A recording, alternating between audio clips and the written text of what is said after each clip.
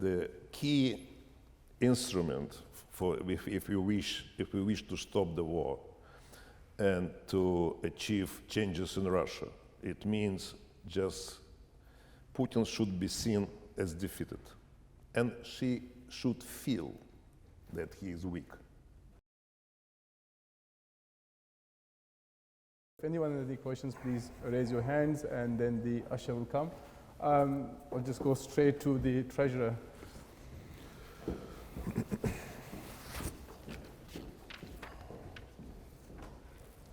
Hi, I'll keep my question brief. So China is expanding its economic influence in Eurasia, Central Asia through Belt Road Initiative, and so Russia's traditional influence is essentially being challenged. So how do you think Russia should view Chinese investment in Siberia and the Russian Far East? Do you see it as an opportunity for development or a potential vulnerability against Russia's vision of the new Eurasian paradigm? It's a very good question, but that concerns mostly the future of Russia. It's not applicable for the current period of time. Investment is always good, and when neighboring country just cooperate, etc. China right now doesn't do this. China mostly getting just the advantage of market, of Russian market. Right now, it's appeared to be within a short period of time, 95%, for instance, of car market, it's already under China's control in Russia. And Siberia, all these resources, all these forestry, and other things just going there. Just China effectively use this, but there is no huge investment there. There is illegal infiltration of Chinese people in the Far East, especially. Then, it's like through Russian corruption, infiltration. Then they getting married. Chinese getting married with poor Russian girls just in the Far East, and get official status of living there. And that's what problem is growing and growing. But talking about future cooperation with China, of course, it is profitable for all, both. But it's not currently. Currently, just we have a different problem.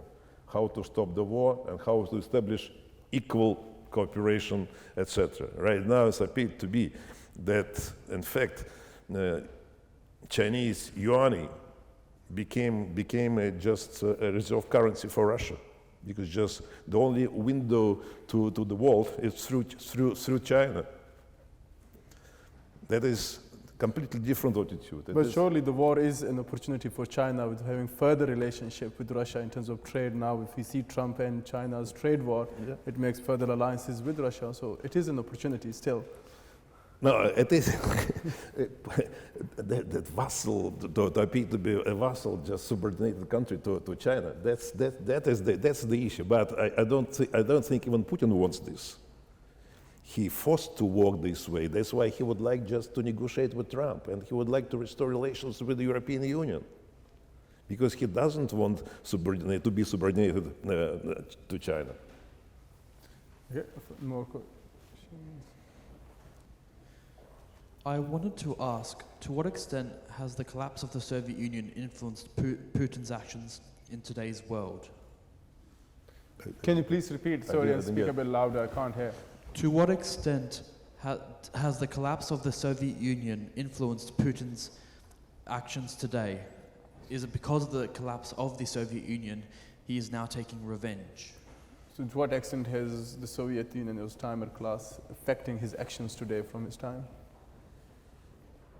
Putin's action from his time as the Soviet Union?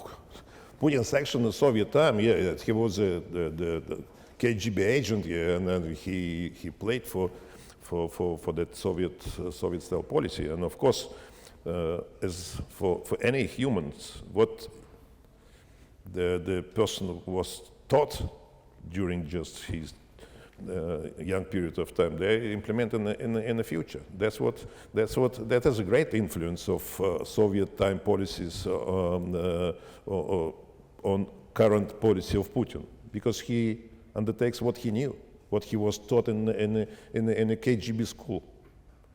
And as he explained, even he told me just what the main principles are. That is blackmailing, just corrupt, and provocation. That's what all three principles he applied right now. You can read all his actions through these three principles. Trying to corrupt politicians, then blackmail, and then just have a provocation. Yeah. You want to choose this time? Sorry? You want to choose someone this time? Yeah, you choose. No. Okay. Because you're a leader, you're master of this. Yeah, we just remember there when the... As such a vocal critic of Putin, you must receive threats to your safety. I was wondering if you could please speak about these experiences and how they've affected you. Whose I didn't experiences? hear well. You must have experienced threats to your safety as such a vocal critic of Putin. And I was wondering if you could please talk about this and how it's affected you. So your personal safety as the opposition leader, yeah. So how does it affect, especially as an opposition leader? Do you fear for your personal safety, seeing we have seen opposition leader being assassinated, either with poisoned and so on? Yeah, I see. I got it. Yeah, as I tried to explain, just we have a disagreement with Putin, and then just I came back to politics already just on opposition in 2006. And then we started on this, and that time just arranged the first marches of dissenters in Moscow and St. Petersburg. And that time, Putin was very much angry on me. Just I was under pressure. There was some pro-Kremlin movement with the name Nashi. They followed me everywhere, created some kind of physical pressure on me. And then I decided in 2007, that elections 2008, when Putin announced he would not destroy constitution and literally will implement it, will not go to the third term. And I decided just to come for the presidential race. And, on the Putin's side, it was Medvedev, whom I would definitely would win on a race. And then more physical pressure started on me just, and after 1 month of presidential campaign, my rating grown from 6% up to 18%, and then they cut me from elections on just political reasons, but using technical aspects like they said fake signatures of people who just put in the support of my candidacy. Yes, and then on a later stage, just such a guy with the name Kadyrov, this Chechen leader, who started pressing me. Once he put I would say, a video that when me was in a hay cross we call it, of sniper rifle, just and with the name, if you don't understand, you would understand soon. Just in 2 weeks after, just Chechen people just almost beat at me in Moscow with the insisting so that I would leave Russia immediately, etc. Such pressure I paid. But as I said, I stayed in Russia with my party just till beginning of the war. And when the war started, I was still in Russia. And I was made my statements criticizing heavily just for all these decisions of Putin. But 2 weeks after, they adopted a law that for criticism you can put in jail for up to 15 years. And I decided not to take this risk and left Russia. And few of my collaborators in the party just didn't follow this and just got sentenced. And just a couple of them recently was exchanged. Vladimir Karov-Murza, who was my deputy, and also Ilya Yashin, who was my deputy in the party, they just appeared to be just in freedom. But they spent a year and a half in jail. So I just want to follow up on something. As a leader in exile, and we have seen previous leaders in exile as well, how much change can you really influence? And more importantly, you are a leader in exile who also perceives that there should be further support for Ukraine militarily, weapons, which means more war for the Russian people. more troops of the Russian people dying. And how do you think the Russian people will perceive that their leader is out there supporting with the West, asking for more military weapons, that further wars goes on? That's a provocative question, but I will answer you. The key instrument for if we wish to stop the war and to achieve changes in Russia, it means just Putin should be seen as defeated, and she should feel that he is weak. And the key for changes in Russia, that's Ukraine's victory. As soon as Russian people would see Putin as weak, changes would immediately start. People will wake up and would start demanding, just appear again back on the streets and demanding just, and even militaries, and especially police, would realize just that situation is different, Putin is weak. Changes are inevitable in this case. We'll have two more questions from the audience. The member in the red, or I suppose purple jacket. Thank you.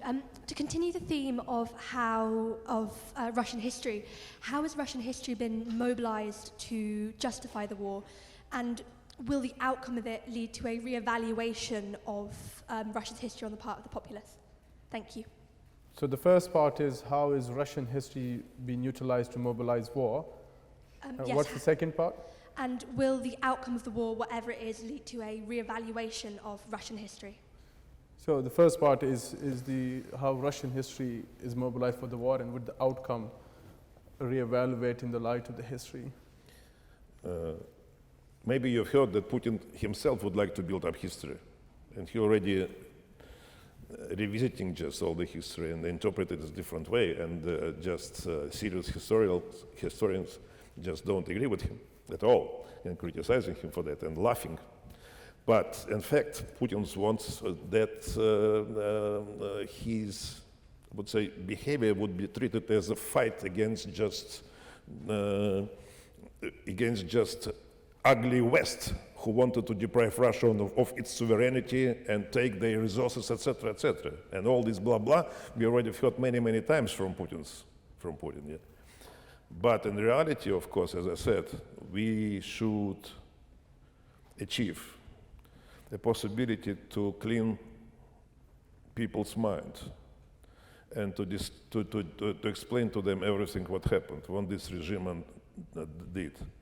And maybe even just people would somehow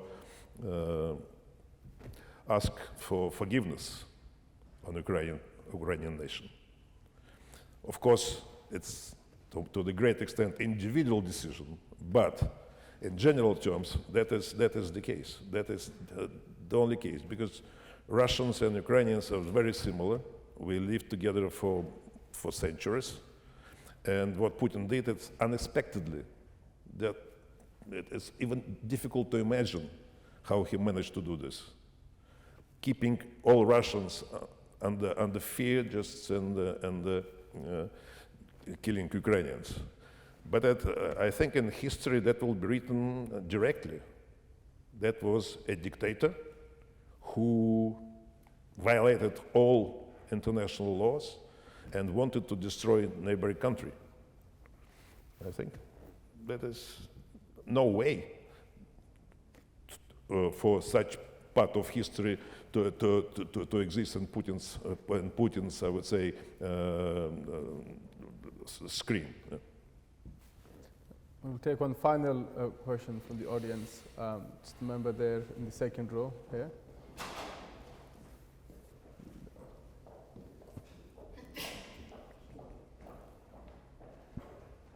Yes, I wanted to ask, with the war in Ukraine, do you think there's any possibility of a lasting peace while Putin remains president? Any possibility of lasting peace in Ukraine while Putin remains president? Yeah, it depends. It depends on security guarantees. Sorry for that. It depends. It depends what kind of security guarantee Ukraine would get. Yeah, if the West would accept Ukraine as a member of NATO, That's one decision. Another one, just if troops would be deployed in the Ukrainian territory with this special agreement. That's another solution. Of course, Putin would protest against both on this, but security guarantee, that's the most important thing. If it's not the case, it means another invasion definitely would take place in a couple of years. And if this period of time, Putin wins and Ukraine capitulates, or whatever, or President Trump would decide that Ukraine, that is some kind of regional conflict. It's not nothing to do with the world order, although it's contrary to such potential understanding that if Trump would accept Putin's victory, it means the whole American establishment and the whole world should realize that KGB under Kalinin destroyed the whole world order established after the Second World War, where just the United States is a leading country. It means to accept his victory. I don't think Americans would allow this to happen. That's why my belief, my hope is that within few months this year, Americans and Western governments already realize this, but we need just American government to realize this. We understand that they cannot allow Putin to be a winner. Putin should be defeated. And how to achieve this, that's what mechanism we partially discussed today. And I hope that will be the best solution. It will trigger changes in Russia, and of course would save Ukraine, and restoration of Ukraine, that's absolutely necessary thing to do. Were you in support of the Biden administration decision to allow Ukraine to use long-range missiles inside Russia? In fact, that is war. You shouldn't interpret this as a conflict between Russia and Ukraine and some kind of we should press two sides to negotiate. That is full-scale war. Putin doesn't want this to be seen like this, and Biden followed this. That is not a full scale of war. If war convention allows to do this, why not? Putin has these long-range missiles and just destroying the whole infrastructure. Why don't Ukraine do this? That is absolutely just, if you take this position and look on this from this angle, that's absolutely just normal thing. It's not normal thing to have war, but normal thing just to have equal footing for fighting parties. Okay, so just final question. What message would you leave to the young Russians? I think there are a few over here that I know students from Russia who are undecided about whether to stay and fight for change or leave the country for good. What's your message for those young Russians out there? It's very simple. We all believe and sure will do our best to bring changes to Russia. We, being just outside, just as politicians, who cannot undertake political things in Russia, because political activity is to be in Russia. But what is politicians can do? Just participate in elections. That's one important direction. Another one, to have demonstrations to protest for something wrong deeds of the governments. And the third one, to educate people.